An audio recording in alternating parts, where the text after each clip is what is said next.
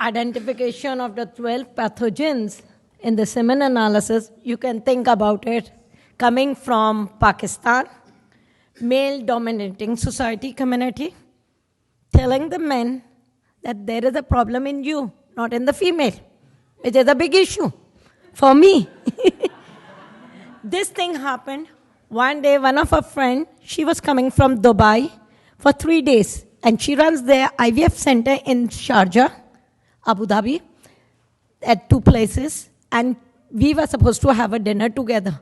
I went to pick another friend. In her clinic, there was a big issue. Guys say, I have no problem. Every problem is in my wife. Though they had a first baby, and after that, things disappeared. He was in Bangkok for 6 to 8 months. When he came back, and he said, no, I have no problem. I'm going to divorce. Being a Muslim state, the divorce is a very big issue, because by giving the divorce to a female, they say we are making God angry on it, the whole day and everything. And I started working. I told him, wait, we'll diagnose what is the reason for infertility. Nothing else. Just give me some chance. On the dining table, I told my friend, okay, how about we go for the diagnosis, give me 2 days, and I'll find out what is the reason. I came across sexually transmitted diseases, studied what is this, where is the diagnosis, and what do I understand with the sexually transmitted diseases are. By several pathogens, including bacteria, viruses, protozoa, and can induce male infertility. She said, be careful. The people who come that I have nothing, they got a big army behind them. They got their own social securities. They will kill you. Be ready. I won't come. Just put on that I'm going to diagnose male and the female, both. Husband and wife, I want to make a file. Just do like that. The remaining part is mine. She said, take the risk. I'm no more in the picture with you. I said, okay, God will help me. We started looking the meaning of it. We worked over there, and through multiple pathophysiological mechanisms, we came that sexually transmitted infections, it's an infection. It is an illness that is a significant probability of transmission between the humans by means of sexual behavior. How? Vaginal intercourse, anal sex, oral sex. This is the reason which they do it. It's not there. When I studied, I explained my friend, 19 million new cases in sexually transmitted infections every year in the United States is there. Why don't you understand? In 2005, WHO estimated that 448 million people aged between 15 and 49 years have been infected with the curable STIs such as syphilis, gonorrhea, and chlamydia. There is a treatment. According to, if you go to Uncle Google, you search for it, people have got, first they didn't have the treatment for hepatitis B or C. Now there are the treatments for hepatitis B and C. Why not for these things? Let's go. She said, it's your wish, but you want to do, I'll send the patients. 34 million living with the HIV. In 2010, it has been reported. They are living, they are having a good life. I was reading, but after coming over here on HIV, people full of life, I've been surprised. Yes, this is the life they are having it. It's not that they are sick, they should close the door. It's open. If I go for the prevalence of sexually transmitted infection globe-wise, America, 129 million, Africa, 26 million. If I talk the East Mediterranean belt, that is 26 million, because Pakistan also comes on the Mediterranean belt. We are including this also. Southeast Asia, 79 million. Europe, 47 million. Western Pacific, 128 million. This means something is happening over there, and there are other reasons.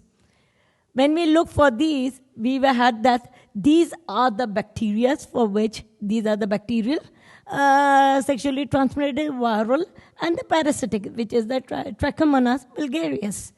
And we can easily come across with it, and we can look for it. The technology, I was looking for it.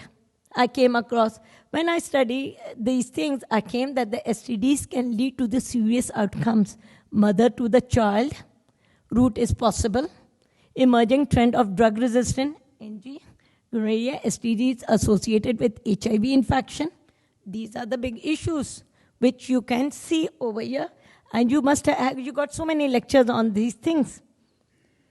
When there is a reason for the genotypes of STD pathogens, there are many STDs, they are asymmetric, different and STDs having overlapping symptoms, different STDs having different treatments, co-infection rate is unexpectedly high.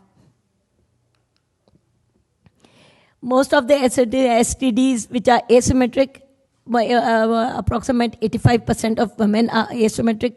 For CT infection, HPV is more common asymmetric STD among younger patients. My intention was also to look for the HPV also, for the genotype, which HPV strain that goes in and causes the cancer. Because in my kind, I'm running a hospital also. Every week, I get one biopsy in which the whole tracheostomy has been done, ovaries, uterus, everything is. What is the age? 28 years. What is the age? 32 years. First, we used to hear these diseases at the age of 60s, 70s.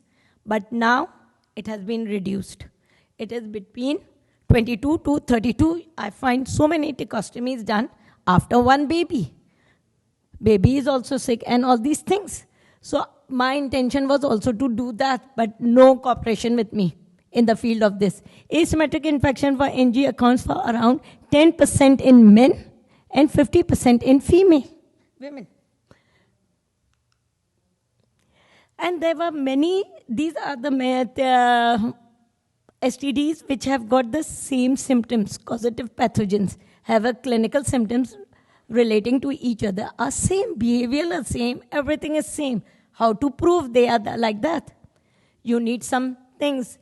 Some STDs which have the co-infection more than what we expect. I was not expecting that. MG 30.4% with the NG, MI 3.4 with the UU, the urea uripes. This with the high MI, co-infection pattern 13.9%, HPV, AS, and CT are associated with HPV infection, and this is the way it has been increasing. As I came across, this is the second co-infection which is very high on this. During my study, I also came to look for the host factors, age, gender, material states, among which the divorced one, separated persons, and among married couples. How is happening? And my intention was to look for the male, men. Then the demographic factors, when I put it over there, transportation, coming population explosion, rural to the urban migration, to earn the money, leaving the wife outside in the villages, in the goats, in the over there, coming in the over here, increasing the educational opportunities for the women is the biggest drawback, especially in the rural areas where you cannot teach the women. You cannot give the education in my country. It's a hard path. Because once the men has got concept, if she is educated, tomorrow she'll be ruling me.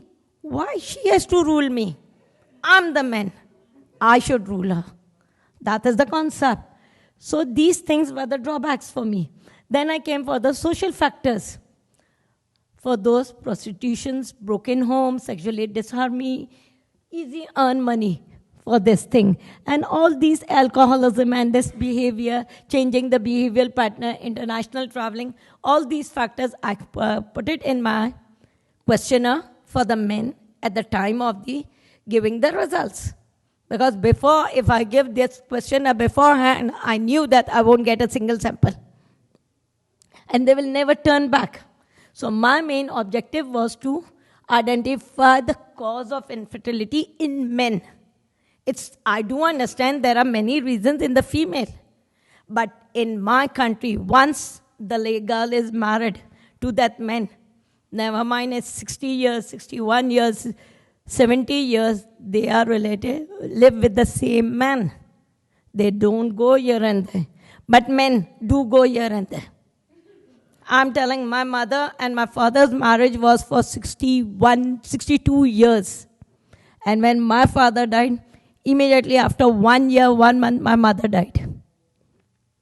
Because they could not think of anything against my mother. My mother never thought that there is another man in my life. So in Pakistan, being an Islamic state, women never think about it, but men do. So this was my reason. These causing the infertilities, what are those? And how do they transfer the chlamydia? When the woman doesn't go anywhere, how can she have HPV? How can she have a chlamydia? When she is having a sex with the man, her own partner, husband, how can she have these problems? So I came across, first looking what are the cause of infertility.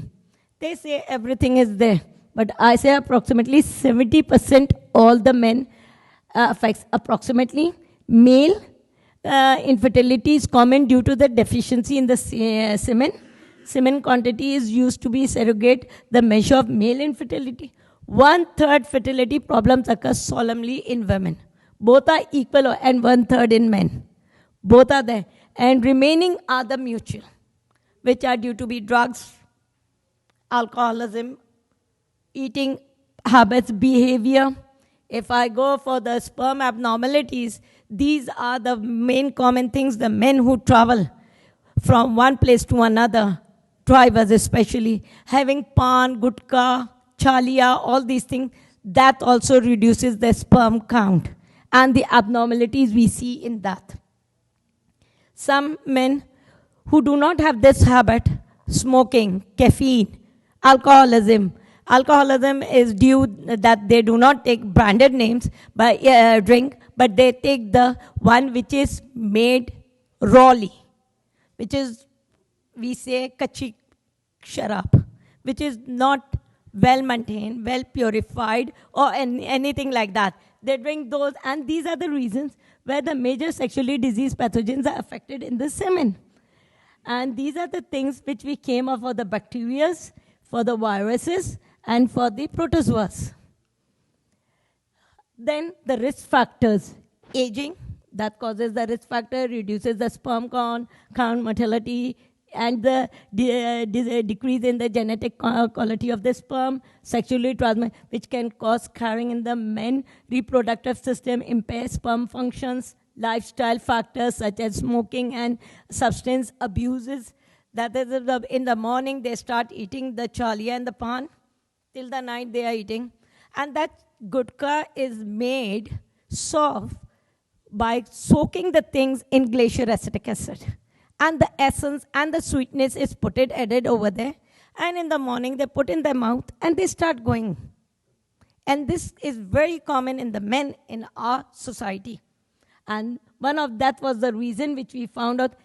Then their exposure to certain types of chemicals, toxins or medications, drug abusing patients. Then we came across, let's see, the DNA damage, which is causes over there, and other causes, radiation, street drug use, stress, cigarette smoking, frequent sex with the other hotel-based sex workers, going over there, exposure to the heavy metal, working in the steel mill and all these things, and overuse of those alcohols which we work over there. I planned different way. The screening strategy was one that to simply analyze, which was there, to see the basic analysis after the hormonal test, see the testosterone percentage and everything. Then I came with the basic analysis. When the basic analysis count was normal and there was an infection with the pus, and we went for the culture sensitivity test, and he was. For the abnormal count, We came over there, we looked for the things, and we went for the infertility. We saved that semen into 2 different parts at the same time. Within an hour, we did the semen analysis, and then we went for the PCR. The remaining was saved at -40 for the DNA extraction. The second screening strategy which I did was the PCR. After DNA extraction, I performed PCR. Then I went through the gene flow hybridization, which is a membrane. I'll show you. This was the procedure for the PCR. This was the thermocycler condition. The membrane on which I work, flow through. This is a simple membrane in which the probes are fitted over there. DNA complement the DNA, which I amplified the probes for the duplexes. Through the flow, gene flow through hybridization, there is an instrument, a machine, which goes over there in the trigon passive from the active challenging processes to the recombination reaction to form a complex complete in seconds, not in time, within seconds. These are the amplicons which come over here. And the one which is, these are the probes where they attach to it. And after the attachment, you see that in the washing, which is attached is over there, and the remaining, which is not attached, is discarded and drained out. And the captured duplexes of the DNA is seen on this probe membrane. And this is the membrane which we work on it. It's easy, 35 minutes, and my result. Naturally, when I do the PCR, polymerase chain reaction, working everything, there are the 3 different ways to identify my amplified product. One is the agarose. I take any gel, see that STD page or agarose. Then came real-time PCR, fluorescence dye. Naturally, when I'm looking 12, 11 pathogens, I need more things to be expensive. How to work with it. Then the third part was the gene flow. That is the membrane. And just you can see 2 minutes, 5 minutes, 5 minutes, 5 minutes, 3 minutes, 1 minute. This is done automatically. Automation is there. Instrument is good. Kit is CE marked, IVD approved. Results, what I got. In the normal screening, first part, viscosity, which was normal, infection, trapezoid spinal index, more than 2:1. We went for the PCR. We saw the abnormal results over here, tail to tail, head to this, and see what were the count of the cells, erythrocytes present or absent, all these things in culture, and all the sperm morphology after studying it. This was the membrane which had all these things in one block. And this is the things which were over there placed on these probes on the membrane. With the positive control over there, amplification control, AC control, that is the amplification control, whether my amplification is right or wrong. Naturally, I'm working, I'm a human being. I can make a mistake due to some reason because I'm staying in that country where the electricity is the major problem. I have to buy every house, every lab, every hospital has got big generators which works over there. And I don't say that I cannot make mistake. I can make while running the test. Suddenly the Karachi electricity supply discount. I got the UPS with the instrument that doesn't close for 10 minutes. Within 10 minutes, we have to run to the generator and start over there to work normally over there. So this AC control gives me that my amplification is controlled. And these are the pros. They are present accordingly, these squares inside. These are the results which I got it over there. You see, this is the AC control. Amplification was there. These are the controls which I received over there. This is the co-infection. This is the co-infection. This is the co-infection which HPV and mycoplasma humus. This is the only one. This is the co-infection over here. This is the whole. There is a camera analysis also, and this, where you see nearly most of them were normal, which they infectionate, But but major case in my study was the mycoplasma harmos was more commonly identified during that. And you see how easy to identify the semen analysis. In this, I found that the chlamydia was detected in 2, which was 4.3%. The total number of samples were 46. Reason was that this 46 was collected in 7 months, which was a very hard task to convince those people. When they said, okay, we come, most of the people disappeared. They didn't come back to the lab for the treatment. And their wives used to come, and which in the pap smear, taking the pap smear at the same time. And we said that you got the chlamydia over here. So we got that infection caused to the female chlamydia might be transferred from her husband. That is the way we reported accordingly that.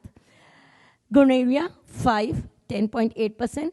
Mycoplasma harmos was 11, that was highest, 23.9.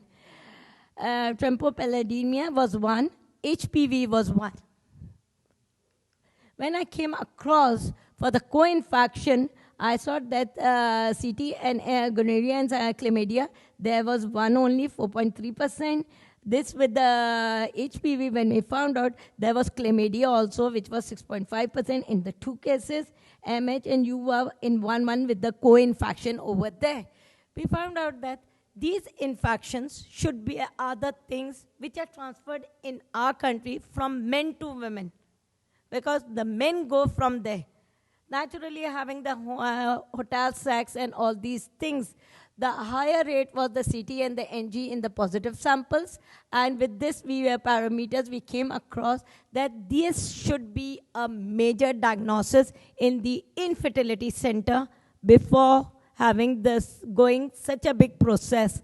Those who were normal and they didn't have any problem, and the count was low, due to we asked that what was the history. He said, I was having the gutka, cigarettes, and the caffeine in a large amount. And I was alone. For that reason, I was taking it.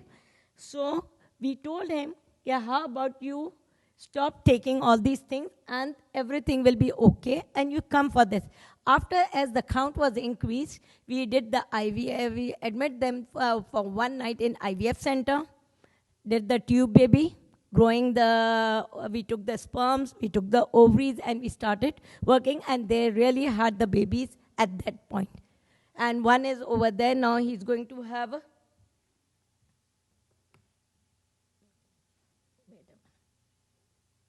over there. And these infection, and for that. When chlamydia and HPV co-infection was worsened clinical outcomes, and in both the pathogen infection increasing the risk of cervical cancer or infertility. When we came across for the HPV, when in the male, having this both, and we diagnosed the female, his wife, we found out that his wife is going for the tracheostomy because of the HPV, and she had only 1 baby girl, and there was lots of bleeding and so many infections that she was tired of all these things, and in the end, the gynecologist said the inflammation is so high that we have to remove the uterus for you, though it is 29 years of age, but we cannot help it. And that was removed over there. And what's the matter with it? Monitoring, and so for this we say that the monitoring and control for both pathogens are necessary. Co-infection affects the other STD pathogens that are concerned. With this, I'll conclude that the screening is the primary intervention and a standard care in the healthcare settings. Bacterial STI infections like mycoplasma harmos, chlamydia, gonorrhea are strongly recommended because these are the pathogens that cause serious reproductive complications such as in pelvic inflammatory disease, ectopic pregnancy. Studies should be carried out to see the STD and HIV co-infection that increases the HIV virus sharing in the patient's genital secretions. We should go for it. After this conference, I said I'll make sure that but this diagnosis should be also over there. With this, when I worked over there, I came that the STD infection rates are common around the world, and this should be over there, the outcome. Close monitoring of both HPV and STD infection is necessary, but main thing is the cost-effective technology should be used, and this is a cost-effective because I'm doing in a single tube with all the pathogens in one go. With this, I say thank you for listening to me.